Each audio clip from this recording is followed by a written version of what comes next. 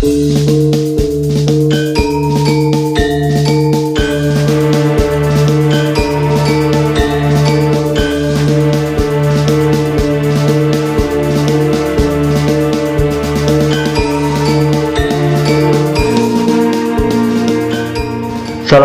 warahmatullahi wabarakatuh. Sahabat sejarah, kali ini kita akan membicarakan tentang seni dan arsitektur peradaban Mesopotamia. Seperti kita tahu, sejarah Mesopotamia diwarnai invasi atau penaklukan oleh berbagai negara kota atau kerajaan. Hal ini sangat mempengaruhi hasil kesenian dan corak arsitektur Mesopotamia. Agama dan organisasi keagamaan memainkan peran sangat penting terhadap seni dan arsitektur di Mesopotamia.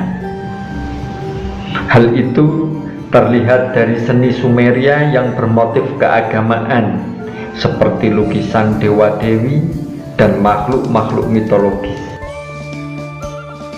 Seniman Sumeria banyak menggunakan bahan dari tanah liat, sedangkan penggunaan batu dan kayu sangat jarang.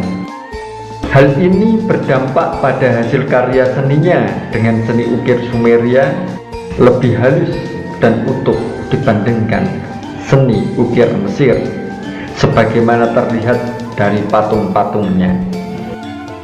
Pada masa munculnya tulisan kuneiform Sumeria, muncul juga apa yang disebut cap silinder, yaitu silinder yang dipahat dengan berbagai gambar, teks, dan terkadang cerita bergambar yang digunakan sebagai lambang, tanda tangan, atau pesan tertentu. Silinder ini dapat dilihat di permukaan benda-benda peninggalan Sumeria seperti tembikar, pintu, lempengan tanah liat, dan batu bata. Penaklukan Sumeria oleh Sargon Agung dari Akkadia ikut juga mengubah seni dan arsitektur Sumeria. Di bawah Sargon Agung, orang-orang Akkadia juga diketahui membangun istana, benteng, dan kuil yang megah. Namun, bukti fisik ketiga hal tersebut sangat terbatas. Penggunaan cap silinder juga semakin berkembang pada masa Akkadia. Bahkan pada masa ini, penggunaan cap silinder merupakan puncak seni Timur Tengah. Periode pasca runtuhnya Akkadia dikenal sebagai periode Renaissance Sumeria, Sumerian Renaissance. Bidang seni dan arsitektur juga tidak luput dari kebangkitan kembali pada periode itu. Seni ukir paling terkenal pada zaman ini adalah patung Gudea dari Lagas tahun 2150 sebelum Masehi. Periode ini juga ditandai dengan lahirnya beberapa mahakarya besar seperti karya sastra epos Gilgamesh yang diyakini ditulis sekitar tahun 2000 sebelum Masehi. Kendati demikian, arsitektur menjadi karya seni yang dominan pada periode ini, ditandai dengan dibangunnya banyak zigurat sebagai tempat pemujaan, seperti zigurat Agung Ur dibangun oleh Ur-Nammu dan putranya Sulgi pada tahun 2100 Masehi. Pada masa kekuasaan dinasti Babylon atau bangsa Amori, terjadi sintesis antara seni Akkadia dan seni zaman Renaissance Sumeria. Bangsa Kasyid yang berkuasa setelah bangsa Amori meninggalkan warisan seni yang berharga berupa kuduru, sejenis dokumen dari batu yang digunakan sebagai pembatas, serta untuk mencatat pemberian tanah kepada kerajaan-kerajaan bawahannya.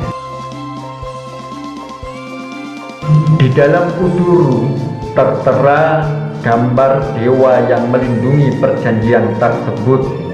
Isi perjanjian, kutukan yang menimpa siapapun yang melanggarnya, serta raja yang memberikan tanah tersebut. Kendati bernilai seni rendah, Kuduru sangat penting artinya untuk memahami sejarah sosial, politik, dan budaya pada masa itu. Karya seni dan arsitektur Asyur berkembang lebih maju lagi. Pada masa pemerintahan Asyurnasirpal II, diketahui bahwa istana Asyurnasirpal II memiliki 3 alun-alun.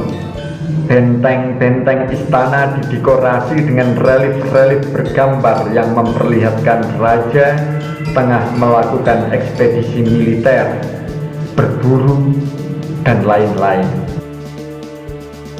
Pada masa pemerintahan Raja Senherib tahun 704 sampai 681 sebelum Masehi, dibangun istana di Niniwe.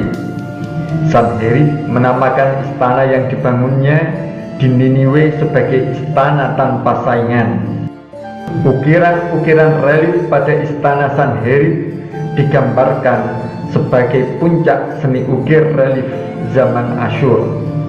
Kelak, Raja Asyurbanipal menyempurnakan dan melengkapi istana-istana ini dengan perpustakaan yang kemudian disebut Perpustakaan Asyurbanipal.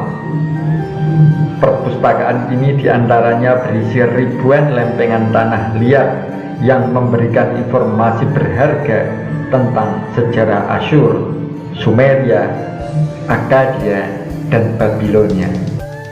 Di bawah kekuasaan bangsa Khaldea atau Babilonia baru, terutama di bawah raja terkenalnya Nebukadnezar, Mesopotamia kaya dengan bangunan-bangunan megah. 3 bangunan yang terkenal yaitu Ziggurat Etemenanzi, Gerbang Star, dan Taman Gantung Babilonia. Taman Gantung Babilonia sebenarnya tidaklah betul-betul tergantung seperti terikat dengan tali. Namanya berasal dari terjemahan bahasa Yunani kremastos atau bahasa Latin pensilis, yang bermaksud bukan hanya tergantung tetapi anjung, seperti terletak di atas beranda atau suatu teras. Taman ini dibangun oleh Nebukadnezar II, cucu Raja Hammurabi, sekitar tahun 600 sebelum Masehi. Sebagai hadiah untuk istrinya Amitis yang merindukan rumahnya. Amitis merindukan pohon-pohon dan tanaman wanginya di Persia. Luas taman ini diperkirakan 4 akre. 1 akre sama dengan 4046,86 meter persegi. Arsitekturnya sangat unik karena bertingkat-tingkat.